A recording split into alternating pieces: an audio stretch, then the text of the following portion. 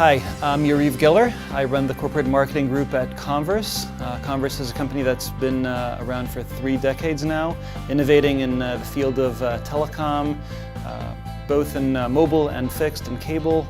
And the company really specializes in innovative services on one end, and on the other end on smart monetization. The connected world is no longer about people just interacting with people. It's people interacting with the web, people interacting with social media, with applications and so on. And we're going to see, beyond people, we're going to see devices that are communicating. So why not have my electric meter communicating with an IT system, or a medical device communicating about the state of a certain patient and so on.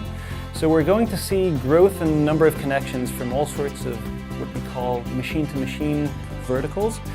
We're going to see innovation in services around data services, and we're going to see a lot of telecom providers trying to create new types of value for their subscribers so that they can avoid becoming a mere bit pipe that sells, again, a commoditized asset without any value. And what are the focus areas for Comverse given the current changes in the industry? At Comverse, we are focusing on 4 different themes that are pillars of activity that map onto the different themes in the industry. The first theme that we're talking about is the theme of how do we actually enhance the customer experience. The customer experience is something that people always talk about, and it's a big concept, but why is it more important today? The more we see telecom providers compete on price, I can be very satisfied with my telecom provider today, but in a few days when the competitor offers a package for $5 less, I'd be happy to move over to that competitor.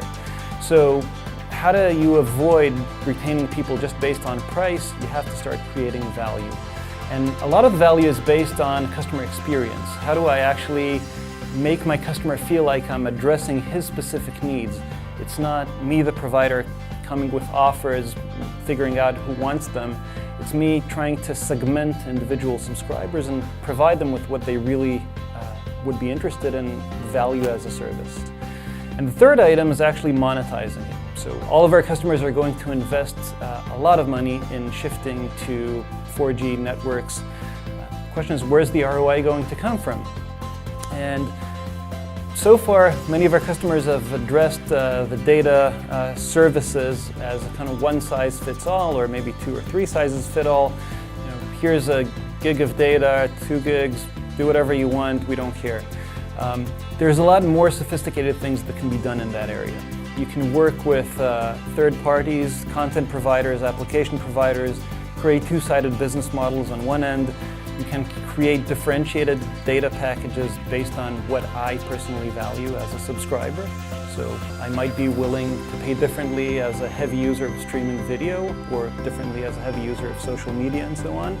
So there's a lot of room to innovate in that field, and it hasn't been done yet to the full extent, but we are providing the tools to help that happen, and we're seeing the first buds of that happening. And the idea here, again, is in different directions. First of all, it's working with these third parties. In the past, the thought was, how can telecom providers compete with over-the-top players, content and application providers? I don't think that's the approach anymore, and it's clear to everybody that telecom providers are not going to beat these guys. The question is, how do you work with them? How do you create effective business models working with them and provide the infrastructure to actually make it make sense and create value?